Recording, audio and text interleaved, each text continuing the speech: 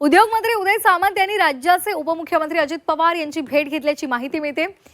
यावेळी मंत्री भरत गोगावले सुद्धा उपस्थित होते। यावेळी सामंत यांनी चर्चा केलेली आहे। राजकारणामध्ये वैयक्तिक पातळीवर टीका करणं महायुतीसाठी धोका असल्याचं सुद्धा अजित पवारांची चर्चा झाली। त्यानिमित्तानं त्यांच्यामध्ये हे बोललं गेलेलं आहे। अजित पवार यांच्याशी चर्चा केल्याचं उदय सामंत यांनी सांगितलंय। यावेळी अजित पवार यांनी सकारात्मक प्रतिसाद दिल्याचं सुद्धा सामंत यांनी सांगितलंय।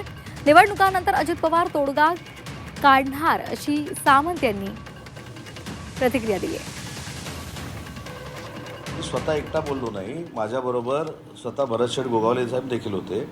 आम्ही दादांना हीच विनंती केली की राजकारणातून पुढे जात असताना वैयक्तिक पातळीवर टीका टिप्पणी होणं हे महायुतीच्या दृष्टीनं सगळ्यांच्याच दृष्टीनं घातक आहे। एवढी मी खुल्या पद्धतीनं अजितदादांबरोबर चर्चा केली आणि त्याला देखील अजितदादांनी चांगला रिस्पॉन्स दिला आणि त्यांनी सांगितले की निवडणुकांनंतर आपण सगळ्यांनी एकत्र बसून हे सगळं संपवलं पाहिजे। हा त्यांच्या मनाचा मोठेपणा आहे।